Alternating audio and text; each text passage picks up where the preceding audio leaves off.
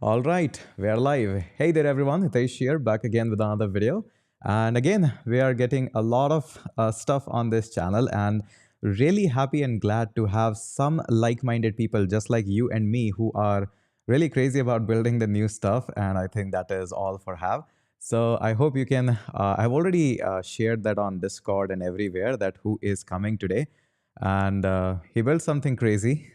Yes, I know that's not a a word that I should be using, but it is really crazy that he has built and the amount of code that he is pushing in that is really amazing and awesome.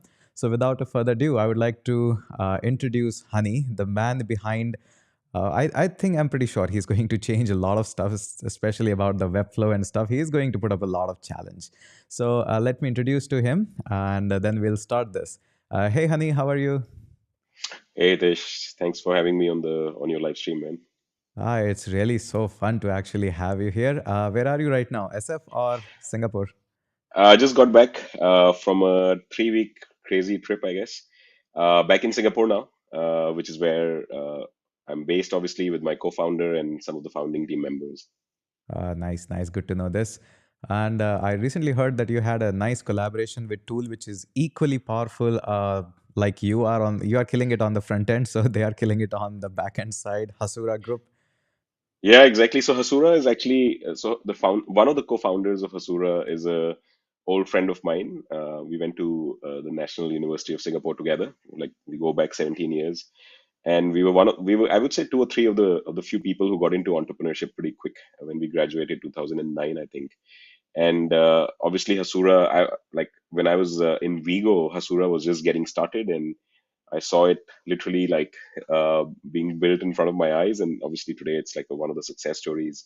And the founder of Asura also happens to be an advisor. I literally had to like beg her to start advising us, even though it didn't require much begging after all, I guess. So we decided that since we were going for a conference, might as well show the power of the two dev tools working together on how products can be built quickly and still maintaining the quality levels in the next decade. And we put together a workshop of for half an hour. We basically built a whole full stack app where we used Locofi to convert designs to code. We used Hasura to set up a backend with some GraphQL APIs and some live stream APIs. It's a new feature they've launched. And we built essentially like a kayak or an Ixigo in half an hour in front of developers. It was amazing. Yeah. I'm pretty sure they have called you like, "What man? What are you doing on this?" See, I No, have they're themselves doing it like for the last 4 5 years, and I've also it's a big noticed that inspiration. Yeah. when people actually are like a lot of people start their development journey, they think this like as an anti thing that hey, this is against us, this is killing the developers.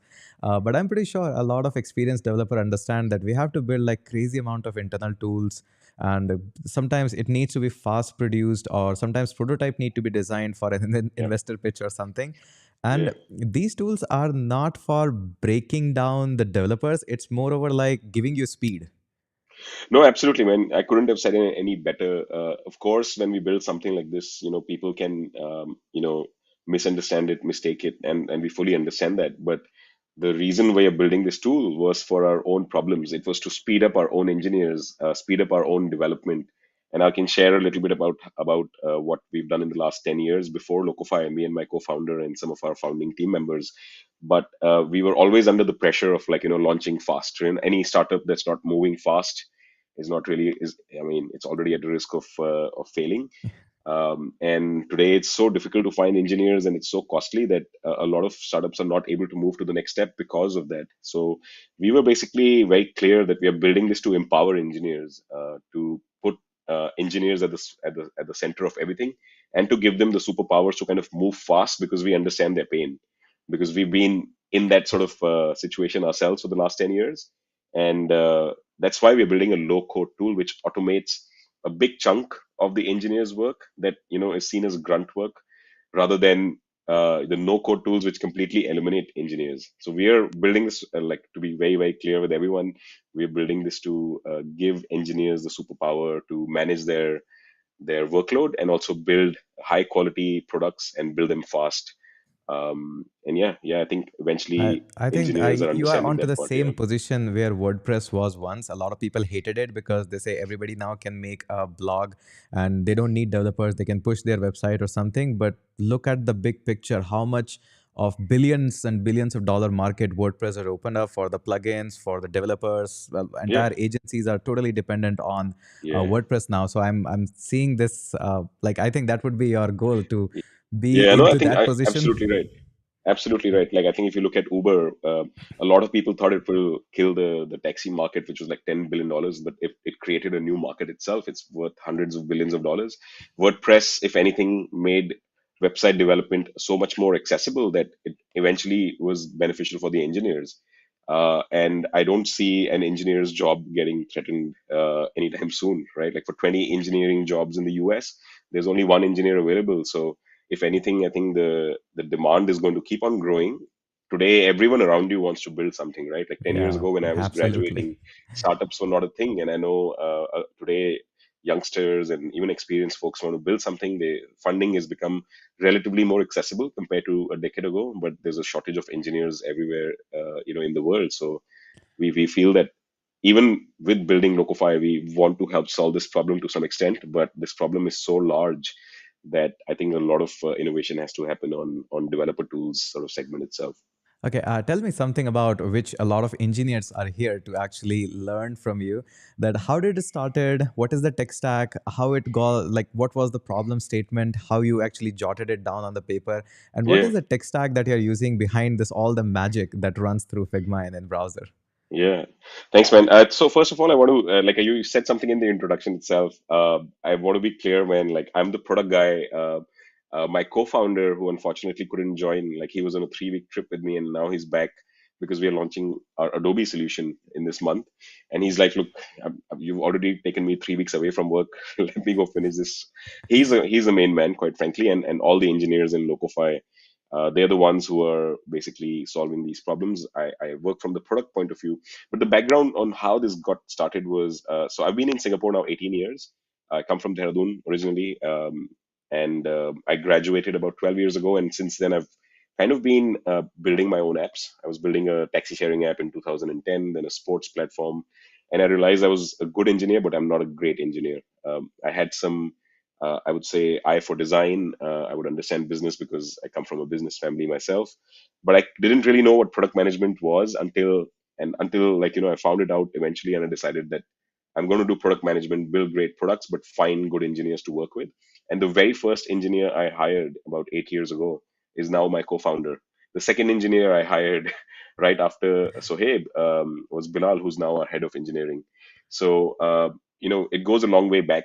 Um, we basically met at Vigo.com, which is a travel meta search company, and we were building a mobile app for the world basically in 2014. If you can remember, even in India, like the internet speed was quite horrible. So we were essentially building a product for the world which worked fast and was elegant and also small in terms of like app size.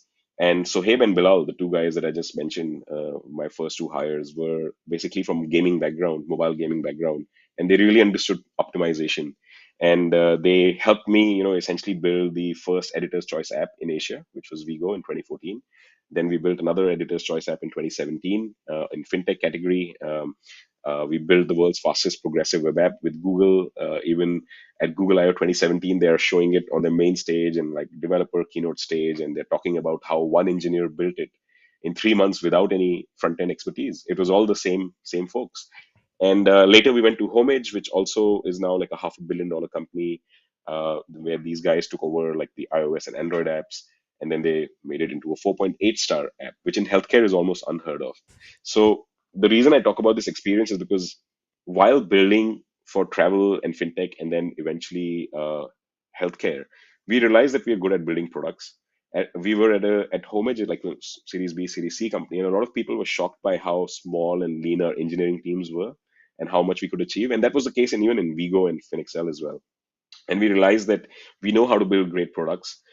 We know how to build great products with small teams.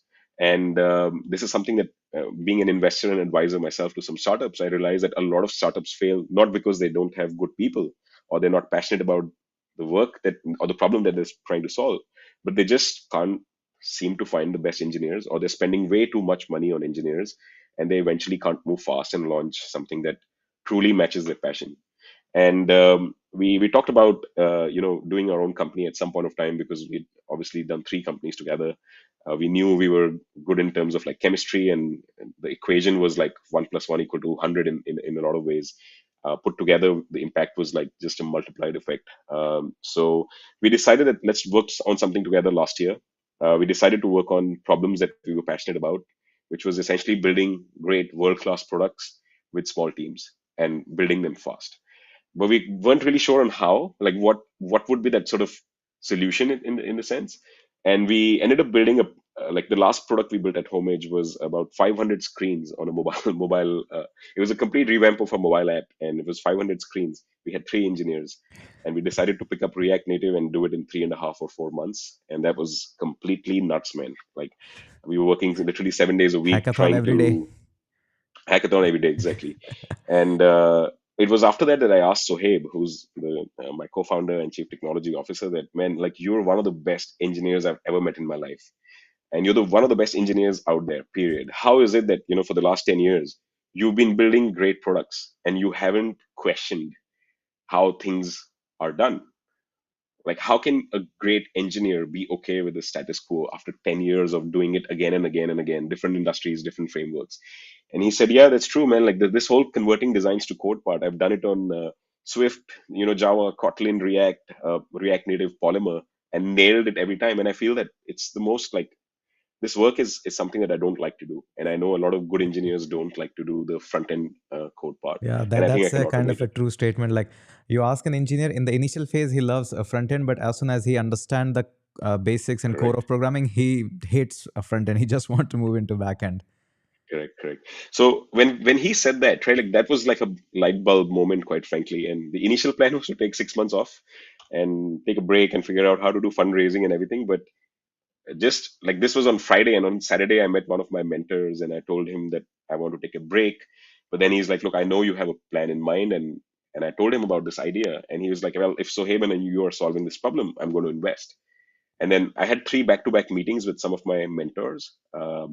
They all said the same thing. And over that weekend, we ended up raising like a 880K to $1 million just over the weekend. And I mean, we just realized that we were onto something, and we started building in July last year.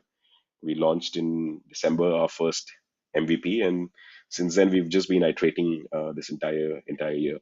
Yep, Okay, one question personally, because I actually am planning to use Locofi in some of the upcoming video tutorials as well. What are your awesome. plans about the mobile app development? Like, how much more you want to support, and what languages is Yeah. there in the pipeline that are coming? Yeah, thanks for that, man. Yeah, we would love to support you, not just through the tool, but of course, we have a vibrant community. Sort of, we have a Slack channel where we can jump on calls with you or with anyone who needs help as well. We started with Figma to React earlier in the year. Then we launched Gatsby, Next.js, and HTML, CSS for web.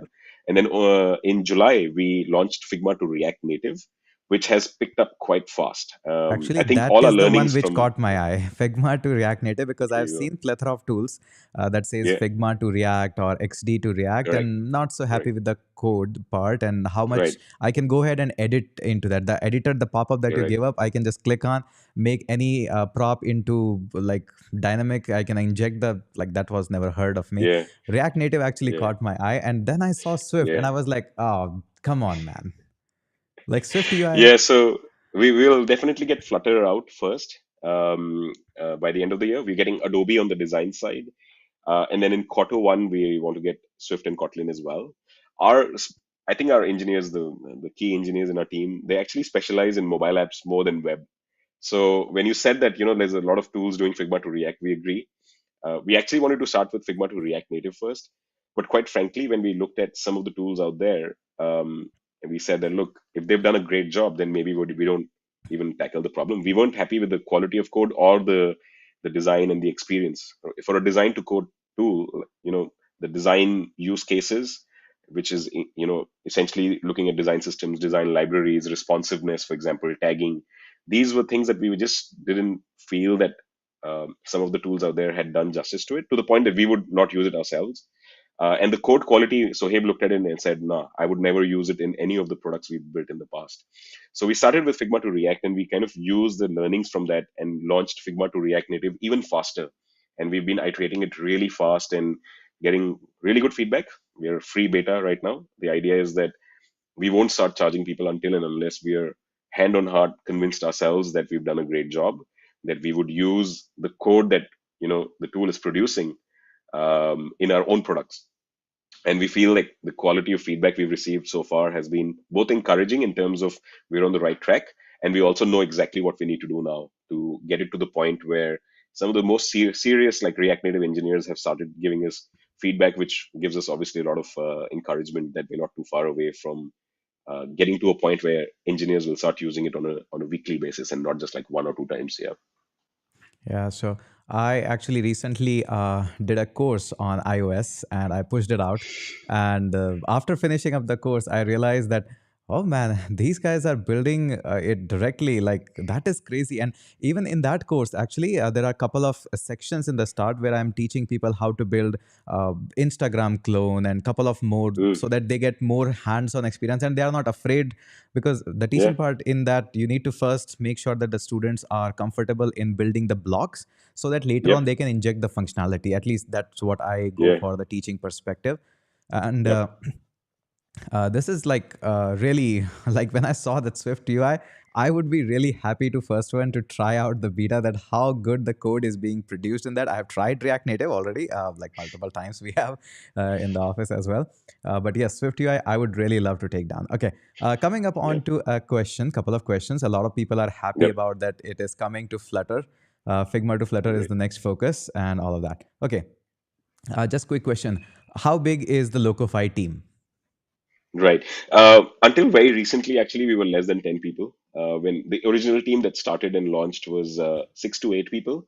But in the last 3 months, we have ramped it up to almost 21 people now. That includes a couple of interns as well. More than 60% or 70% is engineers. We have designers, me and one more person doing product. And pretty much everyone is an engineer basically at heart. Even our head of growth, he himself was using Locofi to build his own products, so we hired him basically. So we want to make sure that everyone we bring in into the team has a very product mindset or a engineering mindset, because this is the first time in our lives we are actually solving our own problems. And it's just amazing that we have some of the best engineers. Some of them could be CTOs of 2 to 3 startups, and they're all working with us because they realize that they are building something that could potentially help build thousands or millions of other products out there. Yeah. Yeah, engineers, a lot of engineers look for an impact, that how can I Yeah. impact more lives? And of course, they are working into multiple startups and stuff, all that. So this is kind of a normal, I think we should make it normal. It is already normal in a majority of the countries and stuff. The Yeah. moonlighting topic got really hyped Yeah. up these days. But I think you cannot stop that. Like No, you can't, every man. everybody is I solving mean, I some of think their own problem. They will. You cannot stop you them. have to, man. Yeah. I mean, I for one feel like, we've come a long way because 12 years ago, I had a full-time job, and I was using my salary essentially to build my own products and to like market it and to like, because I didn't know how to raise money and there were no VCs back then. Quite frankly, 12, Yeah. 13 years ago, there was maybe one VC in Southeast Asia. Today, like every week or 2 weeks, there's a new VC with 100 and $120 million fund coming up, which is obviously a great direction the ecosystem is going towards. But what's very encouraging to see is that whether you are an engineering student or a design student or a dancer or like a cook, everyone in their own in their own sort of domain will see something that they're not happy about and they want to solve it by building an app or a website or finding a tech solution. The problem is they don't have not everyone knows a Hitesh or a Sohaib to help build that Yeah. for them. But yeah, that's precisely why I feel that the whole low code and no code space And will I think be. it gives me even superpower, because let's just say somebody studies React from me and now he understand everything, but he don't want to write Yeah, everything from the scratch because he knows he can do it, but it's a waste of time. absolutely. Rather, he can focus on building the product. So, Locofi is not a tool. I would like to mention it to all of you that it's not a tool where you have no idea about React and you can just convert and upload it. No, Mm, it's not like that. It's a developer yeah. friendly tool. So you need to be a developer actually to use it use to its full potential. It's not Yeah. a Wix, to be Yeah, frank. or you have like a developer in your team. So one third of our users are actually non-developers. They're designers, product managers, growth managers. The idea is that as far as you've in a small team, you can go into your Figma designs and do the work to produce the code.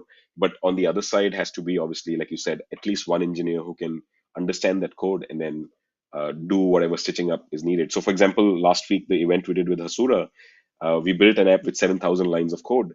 6,600 lines of code were actually produced by Locofi.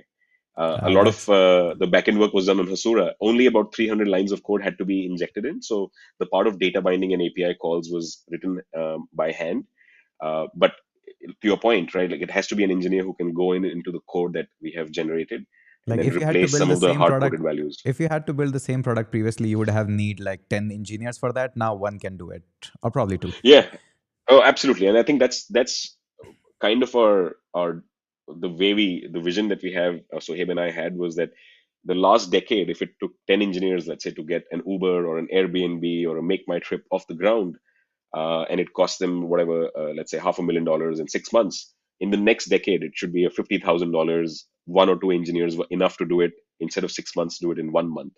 And I think that's where we see the sort of democratization of building, by helping essentially the engineers move faster. Simply, yeah. And I think now more products will come up because engineers have more free time. So engineers don't know how to sit quietly. So Oh, for sure. I think, yeah. I mean, if, absolutely, and that's why I think the part that you mentioned in the beginning about like engineers should not see this as a way of like, oh, these guys are here to like get me out of business. No, not at all. In fact, if anything, we feel that with tools like Locofy and other developer tools out there, you should be able to do 8x more with the same time. You don't have to work 8x more. You just be more you can build productive. more You'll products be in more that efficient. time. Correct, correct, absolutely. And that's the only way I think the demand and supply sort of curve will match. Right now, it's completely towards the demand side, right? Which is why the engineering salaries have gone up really high, I think, in the last 2 to 3 years. Because who doesn't need a CTO? Who doesn't need an engineer? And If and your that's not going company to stop, exists right? these days, you need an engineer, you need a CTO that is like the top of the, like there is no brainer in that. Correct. And you also have to understand like some of the top startups can get the best engineers and they may not necessarily need tools to get some of the work done. But not everyone's lucky, right? Some startups and some of the organizations that hire, like the consulting firms, for example, they need engineers. They can't necessarily attract the best engineers. So, in order to be able to, get everyone to build great products, they will either need good engineers or tools or both. Ideally, I think it's both, because even for companies that can afford good engineers, why would you write something from scratch if it can be done by a tool in 1/10 the time? Provided it meets the quality, we are fully aware of that. It has to meet the quality of the code written by the engineers. Absolutely.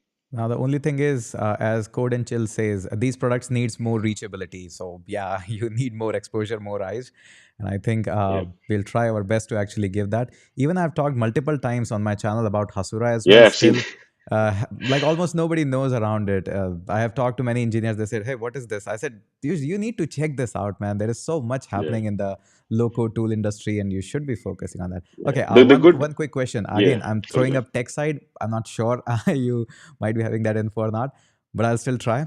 Where are you hosted? AWS, GCP, or some other cloud or something? We're on AWS. We were lucky to get some free credits from AWS, but in our previous startups as well, we were on AWS or a combination of AWS and Google Cloud. We wrote our backend on Go. Our front end is on Preact because we are a plugin within Figma. Sohaib, who's our CTO, looked at React and Preact and said, "Look, with Preact, I can make it even more lightweight." And again, like him being the guy he is, learned how to do Preact, taught all the engineers to do Preact. Of course, it's easy once you know React, but that's where our front end is, and Node.js is what we run our services on. But at the same time, right, we are so early that we moved so fast with like 4 or 5 engineers. Now that we have a bigger team, we are looking at constantly making this, entire tech stack better in terms of performance and in terms of scalability as well. Yeah, that's nice. And really happy to know that you are using Go. Really happy because that's like if you want fast processing, something like a level of CPP, I think Go is the obvious choice these days. I'm pretty sure it's running up less of your bill. I think more than that, what we asked the team to do was to focus on performance, right? Like we wanted the code quality that we produced to be excellent, and the experience of going from design to code to be like non-clunky, and I know it can be better. It can always be better. We sometimes generate like, code on the fly. We have a lot of assets to take care of, and we do it in seconds. And we always want to make it as quick as possible. But we let the engineers make the decisions, man. Like one of the best parts about getting good engineers is that you don't have to ask them. Yeah, they are self-driven, self-motivated, always thinking about They what do it could be the themselves. best. Absolutely. So I tend to not like interfere with the decisions on technology as long as it meets the criteria of performance and scalability, and also in terms of like not just unnecessarily switching from one tech stack to the other just because it's cool. We have to have a reason to do that because there's a Yeah. cost associated to it. And right now, speed is everything for us. The faster we move, the better we can innovate, and the better we can get some of the best engineers in the world to say, "Hey, Okay. you know what? Why am I writing this code from scratch?" There are two questions, one from Yes, please. Sajivan and one from me as well. First, we'll take the question from the comment. How long did you take to release MVP from the prototype? Awesome, man. So, hi, Sajeevan. Thanks for the question, man. It took us, so we started in July. It was just Sohaib, me, and one of our ex interns joined us. So, it was literally just Sohaib writing code. By September, most of our engineers joined. We launched on Christmas night. It didn't look like we would be able to like launch an MVP, quite frankly. So, the team gave it everything towards the end. It was about 3 to 4 months of six to eight engineers work, well, 6 to 8 people including 4 engineers working day in and day out, and we had to make some last minute decisions to also ensure the MVP was launched in 2021 and not in 2022. For example, our initial MVP included the plugin and the builder, and then one night, I think Sohaib called me and he's like, "Nahi ho payega. We can't do this." I was like, "No, man, we have to launch something in 2021." So we just decided to kill the builder completely and say, you go to the plugin and just export the code. Of course, the code would be better with components and props and everything like that. And we launched that eventually in January. But we had set ourselves a goal to launch something in 2021 because it also increases the morale of the team. We can get early feedback, and I'm glad that we were able to do that. But this is the kind of an MVP that is not like a 1 week, 2 week uh, launch something quickly. When you're going from design to code, you also have to make sure the MVP is actually minimally viable. And the MVP of this was bigger than some of the biggest releases I've ever done in my life. Okay, another quick question. See, I have worked with multiple startups as well. You have also done the Mm. same, and we are building a couple of more startups as we are talking here. So, Yep, one thing that I've already always noticed in the startups and the initial phase is there is a speed parameter. And in some of my startup, we actually totally killed the speed parameter. Now we are not going with the yep, speed; we are going with the yep, stability of the product. We are not going for any VCs or anything. We need stable something. So that yep, is what. But here in the startup where I'm working, Ineron, speed is everything for us yep, because we are growing like insanely crazy speed here. A lot of yep, things are coming in, and we have to make quick decision and adjustment. How do you manage the speed with the code quality? Because I'm honestly obsessed with the code quality. I yep, cannot see it happening in front of my eyes. I need good code, yeah, whether it takes more time. But on the other hand, our CEO, he wants the speed, everything on the speed. I want like good quality code. Please focus on yeah. quality. How do you manage that? And that's not just you, right? Like that's probably the story of 90% of the startups out there. One thing we knew about ourselves, right? Sohaib and me and Bilal and some of the engineers we worked with and designers, that we would never want to choose between one or the other.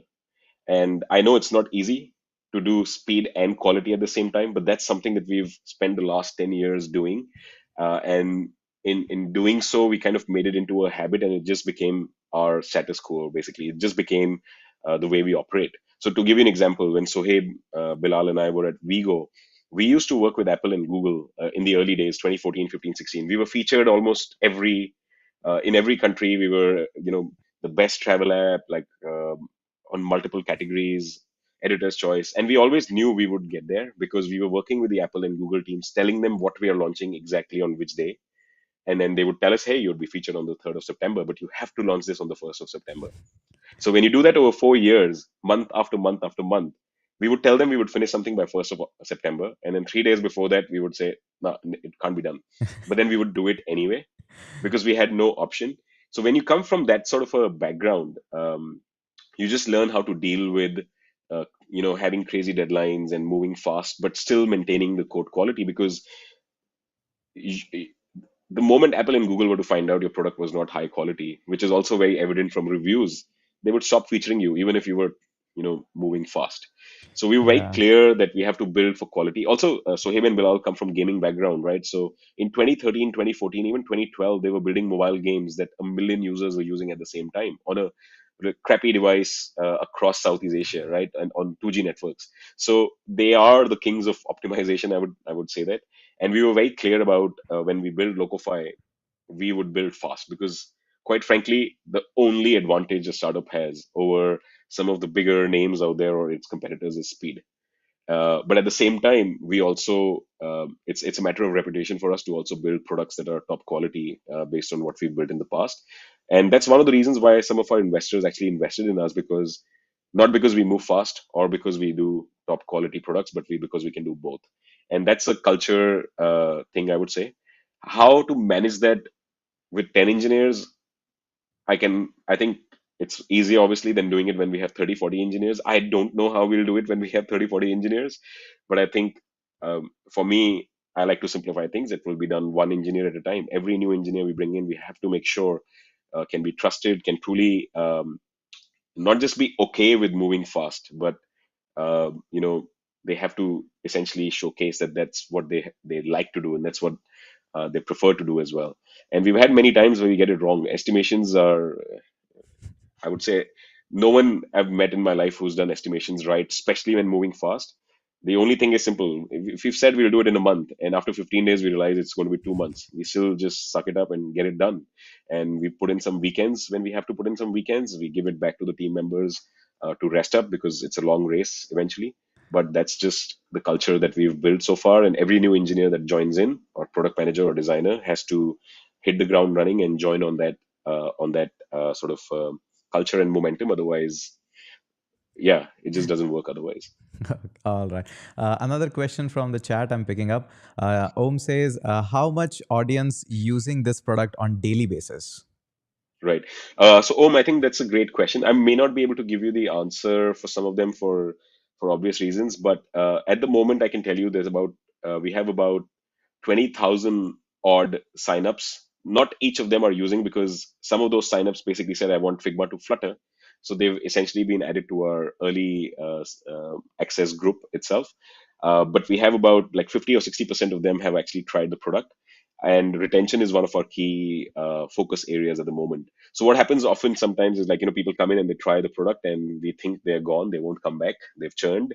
But then 2.5 months later, they get in touch with us and say, look, I tried the product in July.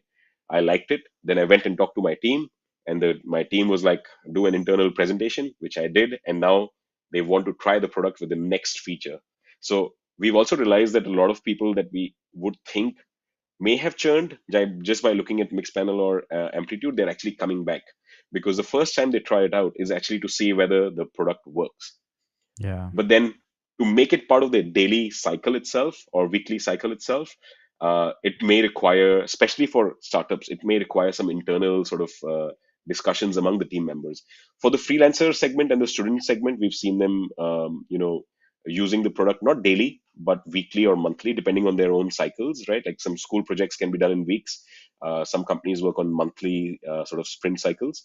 But that's one of our key areas now, to make sure that it's not about the number of engineers or builders that have tried Locofi, but how many of them actually use Locofi as one of the tools, along with the likes of like Firebase, Segment, the usual sort of stack that Yeah. companies start with.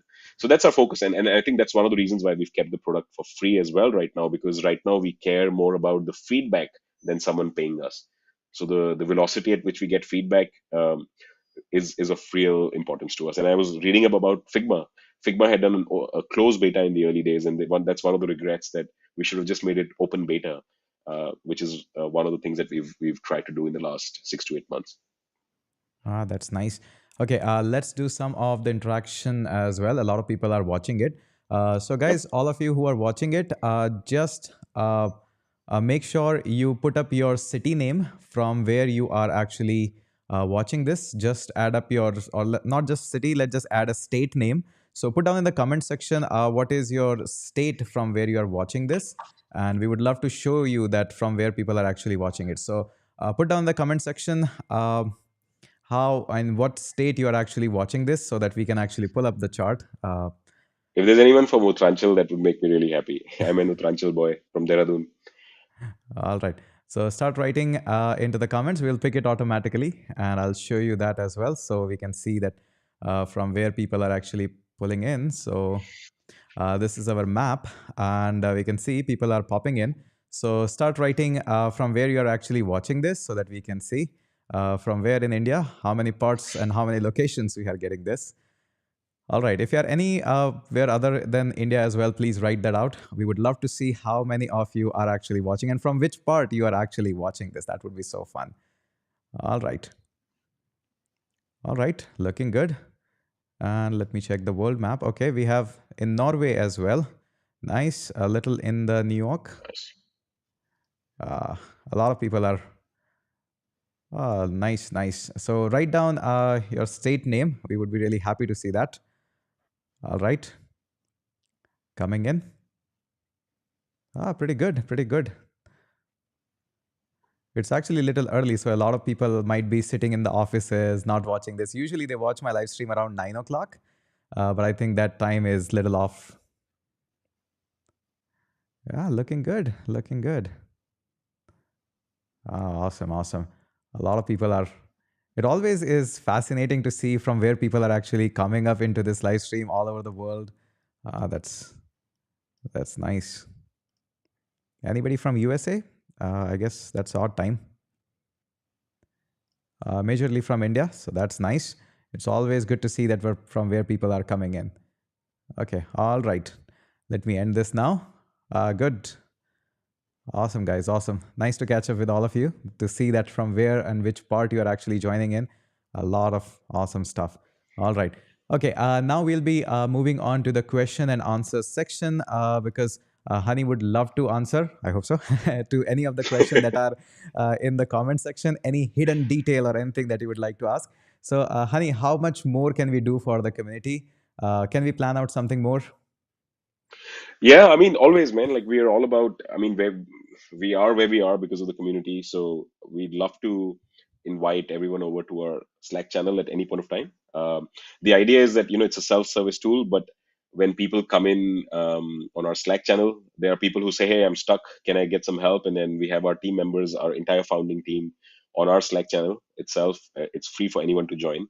And sometimes they share the Figma file with us, and then we do a live huddle, just like we are working together, and we go in and unblock them, sometimes give them a demo. We've done hackathons before, would love to do that again, obviously. We've done workshops sometimes on demand. If someone comes in and says, look, my school, everyone wants, everyone loves this, and we would love to basically do a workshop and an event together, open for everything. Right now we don't necessarily have like a playbook on exactly what all we want to do, but we don't have to even think about it, quite frankly, because our community tells us what to do and we just like follow their That's asks. always the best way to develop a product. Just ask the people what do you want and just build it out. Yeah, absolutely, man. That has been it's been really overwhelming. That so just to let you know, like when we did our event in San Francisco, one of our early users actually flew in from New York. It's like a 5.5, 6 hour flight just to meet us, attend the event, and then fly back the next day. So we are very lucky to have some really loyal, users, fans, community members, and we. If you have any ideas, Hitesh, or anyone on the group or on the live stream right now, would love to hear them out. And I can't promise we'll do everything, but we'll try our level best to do whatever we can. Yeah, surely. There's one more thing which we have actually planned up with Honey, and I think I can share my screen. So I hope you can see we are hosting a virtual hackathon here. Build faster like a loco. So we are actually putting up a lot of cash prizes and stuff, all sponsored by Locofi. They have been very kind enough to actually push developers to actually build some more stuff which can be used by the entire world. And maybe by this hackathon only, your next product, your next startup might come into the picture. So go ahead, take participation in that. We would be really. I'll make a dedicated video on that Instagram reel so that all of you can get more attention towards this, I'll surely do that. But yes, giving you all a heads up that yes, it is there, starts in 5 days. And this is all sponsored by Locofi. They are really kind enough to actually support the developer community. And I thought, sure, if it values the all developers and audience, I'm all in for that. Yeah, And man, like you said, like that's the case with us as well. We would love to see what people build, and not just like, I mean, beyond the cash prizes, Hitesh and anyone like joining in. We would love to showcase your work on our own community. We have like a few thousand followers. We have a vibrant community. They always ask for, hey, can you put me in touch with some engineers who know how to use Locofi so I can get my product off the ground? And we would love to connect and make sure that the engineers get the eyeballs, and they get the hot seat, and share their work as well on our socials. So yeah, would love to support you in any way. so a new job profile is coming in, Locofi developer, from WordPress developer to Locofi developer. And I can see that already. It is going to happen. Nothing can stop it. Yeah, I mean, it has come up a few times. I won't lie. We've thought about it ourselves, but the fact that instead of us creating that, a community saying, "Hey, we need some Locofi certified engineers or Locofi developers," I think it's definitely going to happen. It's a matter of how much can we facilitate that, and how quickly can we get it off the ground. Yeah, that would be really awesome. So, really nice. Now, taking up some of the questions from the chat as well. So, if you have any questions, I'll be here for 5 minutes, 5 minutes more, and we'll be answering all the questions that you have. It would be so much fun to have your questions around. So, let's go ahead and do that. So, let's go ahead and try this out. Okay. Vimal says, I checked out Locofi website and it's awesome. Where did you build your website first? In the Locofi? No, Vimal, thanks a lot, man. So we built the website. It was unplanned. We were building the product itself, and then we said, hey, you know what? We should just maybe build a teaser website and like send it to a few people we know, and like get an early sort of users list going. And my goal with our head of design Raymond and our CTO Sohaib was very simple, that if we are going to build a like a product that helps converts designs to code, and essentially engineers and designers are going to use our platform to build their own products, then our website has to be kick-ass. Our website has to be built in such a way that it designers and engineers like where they are. And I know some competitors, quite frankly, whose websites I land on, and I'm like, how can you build my product if you can't even build your own product properly, Yeah. right? But at that point of time, we didn't have Locofi. However, if you go to our Locofi guides, um, and Locofi blogs that are coming up, that they're all built with Locofi, because we believe in dog fooding our own products. And that's the plan, that Locofi 1, Locofi 2, essentially the plugin and the builder and components can be used by our own engineers before we can make them available to others. So we do use Locofi for some of our components. We use it for some of our pages, and we plan on using it for our core product as well at the right time. Nice. There is another question, nice one by Hari. He says, is Locofi using AI model showed by Facebook AI research paper? Hi, Hari. So yeah, we are using some. So if you look at auto tagging feature, so it's not necessarily from that paper, but and I would love to get our AI, the engineer. He's a 22-year-old guy, by the way. He turned 22 after launching auto tagging. Didn't even go to university, but he's one of those guys who's like the new generation of engineers. Just completely yeah, just honored to have him on the team. We basically launched, the first product was tagging, right, where you have to basically convert like a rectangle or a shape into a component. So for example, a rectangle, to the eyes it looks like a button, but then to get the code you have to say that that's a button from Material UI, or your custom button, and you have to define its responsiveness. And we thought that that process of going from design to code can maybe take a couple of hours, and can we bring it down to minutes? And that's when we launched auto tagging. So if you go to the plugin, there's this switch that says auto tagging, which scans your entire design, and it runs a bunch of models in the background and says that, look, makes recommendations and says, hey, this is a button, all you have to say is a yes or a no. And we've been collecting a lot of like data for the last 4 or 5 months, and now a new version of that will be auto tagging, where you say auto tagging, it will tag everything for you, but you can go and change it if you want to. So you won't even have to say yes or no, it will just go ahead and do it for you, bringing that process down from hours to now minutes to potentially seconds. And we plan on doing that for a lot more of the design to code conversion process. So components and props, for example, responsiveness is a big pain point for a lot of engineers. Everyone wants it, but it can sometimes be very difficult for even experienced engineers. We want to bring it down to like auto responsiveness, auto layout, auto components, auto props, Auto everything. and yeah, essentially. And that's why the AI aspect and the machine learning aspect is going to be one of our key focus areas for the next 6 months. And please expect a lot of these auto X features coming out, built purely with machine learning and a lot of models running in the background. And hopefully, save you time as well. Yeah. All right. There's another question by Pratyush. He says, does Locofy has any docs or tutorials for learning? Yes, thank you so much for that, Pratyush. Yeah, for a self-service company like us, we were very clear that we don't want salespeople doing demos. Although we do demos on demand in our community channel, but documentation and tutorials. If you go to locofy.ai, you can go under community section and you'll find ways to kind of join and talk to us. And there's also the guides where we have done videos and one pager documents about how to do tagging, how to do tagging for material UI, what is responsiveness. We have put up some sample Figma files as well on the Figma community where we walk you step by step through how can you do auto responsiveness, how can you do like grids and stuff like that. And of course, like when our community tells us like, hey, one specific part is super difficult, then that's a cue for us to go and build another tutorial. So if you feel there's some areas that are challenging or can be done better, do let us know on our Slack channel, and we'll produce a tutorial for you the same week itself. Okay, a nice answer there. Really happy with that. Another quick question from your expertise area, which is a product management.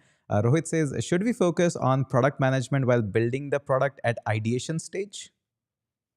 Product management is not just something you do at a certain stage, man. Product management for me, it's like it's everything, right? Like I got into product management pretty early. I was super passionate about it, and I have really strong opinions over some companies that they hire product managers. They're more of just like sizing and opportunity sizing and like mapping product managers. They're not really good at doing designs and engineering aspects and like architecture and then building and then the data aspect. But I think product management has to be done at every step, right? So choosing the right problems to solve, sizing them, then thinking of the right solutions, understanding the user psychology, understanding the economics behind it, designing a product that would solve that problem. Because a lot of people have the right problems in mind, but they don't design that properly. You can't just leave it for the designer to solve that problem. Quite frankly, the product manager has to have very strong opinions or insights around that, and it could be part of just being very strong in the gut feel, or talking to a lot of customers, or looking at data, or a combination of all in ideal scenarios, and then working with the engineers. And rather than just saying, hey, I want to build a wallet, go build it. Again, having that engineering expertise, you don't have to write code, but you need to know how to push your solution to be just that 10% better. And engineers would obviously respect that as well. I can promise you, if you ask any engineers, they can name the product managers they like or dislike purely based on the conversations they have and how technically deep they can go in, right? Everybody And same needs a for mentor or a manager or maybe a team lead or something like that who understand and speaks the code language, because that's how yeah, he's able to understand this cannot be done, this will take time, and he respects that this is going to take yeah. time. No, absolutely. And I think, look, there's obviously conflicting sort of, or not conflicting, but like people say that product managers don't necessarily need coding in background. I disagree with that absolutely. I'm more of a product management purist in that sense. You have to be good at designs. You have to be good at engineering. You don't have to be a great engineer, but you have to understand or at least have the capacity to learn, or the tendency or the passion to learn. If an engineer tells you learn the difference between React and Vue, sure, you don't know it, but can you go and figure it out and have that sort of learning mindset and growth mindset? Because it just goes a long way in your career if you can understand not just what you're building but how you're building it. Understanding the how also means that you can just make it that 10-15% better, and that could sometimes be the difference between a failed product versus a very successful product. Agree on that. And same I would all the like way to from share. launch and iteration. Yeah, I Yeah. would love to share a small experience here as well. I actually once was hired in an Australian based company. They were trying to raise the next round, but Mm. the entire team, they were having like one salesperson and whole engineer staff, like 12 Yeah. engineers there. And the person who was leading them was coming up from a great MBA kind of a background. He was having a high prestigious degree from that. And the team refused to actually work on it. And then they figured out that we need to solve this. We are raising another round or something. So let's onboard Hitesh for 2 months. So I led the team, and the entire team did the job. I just inputted like 20% or 10% there, but they were so happy talking to me because I understand their gibberish. And I was able Yeah. to put out that, okay, this one we can get bottleneck, this one we can remove, what your suggestion? And they showed all the suggestion, but they were happy to give me the brief. Previously they were giving once in a week brief, now they were happy to give me brief about every next day. And the product speed automatically came up, lined up. So I think having an engineering background and understanding the code part, the team actually loves to work with you. Oh, absolutely, man. And I'm lucky to have people like Sohaib and Bilal who teach me, and I ask them sometimes stupid questions. Like the last time I actually did coding was 12 years ago, when it was still Objective C early days, and I did .NET before that. So I do feel sometimes like I'm building, a product that is used by engineers. So I need to get my hands dirty and I need to go in really deep. And I am lucky to have people like Bilal, Sohaib, and a engineering team itself that we love to share amongst the team members. No question is stupid. We spend a lot of time understanding how things are built. Even the designer in our team is super technical, by the way. Not that they were supposed to be in the previous jobs, but in Locofi, everyone has to be super solid on designs, engineering. Even some of our interns who we hired without any engineering background, they learned how to build a product, and they actually made a video and posted it on our LinkedIn channel just a couple of weeks ago. So we will just not accept anyone in the team who's not, like at least pushing. If they're not experienced, that's still understandable. But if they don't have the eagerness to learn and the willingness to like go in and push themselves, then yeah, I it think will just these like are the ruin the great culture. pointers for somebody who is starting their company, building the new product. I think these are great pointers. One last question. I would love to get this one. One last by Nishant. It says, what is your primary target market? Early stage startup or fully established company? That's a great question, Nishan. Thanks for that question and a great observation. When we started building this, man, like we didn't think about like early, late. We were just like any engineer in the any startup, late stage company, freelancer, student, mom and pop store, doesn't matter, right? Because we are building this to empower engineers to move faster. Although having said that, we've realized that the startups or the organizations that tend to love Locofi are the ones who want to really move fast. Initially, we thought only startups want to move fast, but we've kind of understood really that there are some enterprises who genuinely move fast and are looking at ways to move faster, whereas there are some enterprises that can be slightly more comfortable, right? They have a lot of engineers and they can be that sort of, they're not really early adopters, quite frankly. And I think we will eventually want to get to a point where whether you're a fast moving startup or a slow moving startup, whether you're a startup or an enterprise, doesn't matter. We want to get front end code, the design to code part, to such a level where it's a no brainer to use it. But yeah, we've just seen that the conversations we have with early stage startups and some of the fast moving, like larger companies, is a lot more lucrative because it's fun for them, it's fun for us. We learn a lot, we improve the product, and they give us like very meaningful feedback. Whereas some enterprises, and for understandable reasons, they are like, look, no, we have to go through multiple internal audits and like they have their own process. So for them, we can just support them, and we do look for the right partners though, and we do have some large organizations using Locofi, where even we were surprised on how quickly they want to move, and whether it's for the economic downturn reasons that they're trying to move fast and cut down costs, or in the economy that we've had in the last 2 years before that, where everyone's just growing and wants to move fast. One way or the other, I think the building great products at one tenth the speed, I think is a no brainer for any organization of any kind.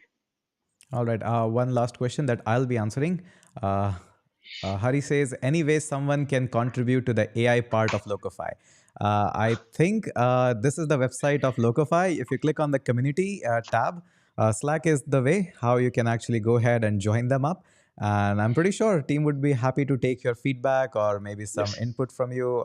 As long as I know Hani, he always is ready to just take more input from people. And we have been having conversations around, can we open source some of the aspects as well and let passionate folks like the question you just got from not just contribute based on feedback, but also actually contribute itself. I would say coming soon. We do have some areas which we think we will potentially open source. But I But think yeah, everybody it can really join at comes down least the to the Slack community. channel and Yeah. have a discussion with your team. Correct, correct, absolutely. That's open for everyone, 100%, and And we I would love always say to to have people, it. Yeah. see, when first time computers came to India, I still remember there was so much of drama. There were parades on the road, go back computers, it will kill the job. And look at now where we are. Like those people who are afraid about these new generation tools, I think you should think from a different perspective. Computers, did it kill the job or did it made entire India what it is right now? So same thing for Locofy, same thing for WordPress, same thing for low-code tools like Hasura. It is not about scaring you off. I know that's a good YouTube title, clickbait. I do that, guilty as charged. It grabs attention, but the whole idea is look at from the same perspective. At one point of time, everybody was saying, "What is this internet? This is bullshit." When www came out, and look at the adoption now. Same thing happened in India. Computer came in and says, "This is going to kill the job," and look at this where we are right now. So eventually, when you see tools like Low-code and all of that, this Locofy, you'll realize that hey, I was just scared for nothing. It is actually growing the market. All right, Yeah, so thanks I for saying that, think Hitesh. That means a lot, man. I yeah. couldn't have said it any better, I guess. Yeah. Yeah, sure. All right. So this was a really fun conversation with you. I would love to bring in some of your AI engineers and some of your core developers to have a chit chat around how you build the stuff, what tech stack, what challenges do you face, and what's the like core idea behind the AIs that you're using, what model you're using on that. So that conversation I think would be really, really helpful, and I think we can do it sometime. Yeah, I would love to do that, and I'm sure the engineers on call would love to also talk to the engineers who actually built Locofy. I'm just the messenger right now, quite frankly. Would love to do that anytime, man. Let us know.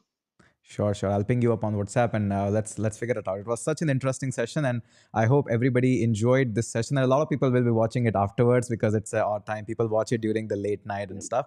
So I'm pretty sure a lot of people will be watching it and having a great idea about what Locofi is, how to build a startup, how to run that MVP. Great questions were answered, and I really appreciate your patience as well, honey. Thank you so much for being with me. No, thank you so much for having us, man, and thank you so much for everyone listening in, sending the questions. We would love to chat more on our Slack channel, and especially for the hackathon, very keen to see what everyone builds with Locofi, and would love to improve Locofi for you in the long run as well. Thank you so much for coming, everyone.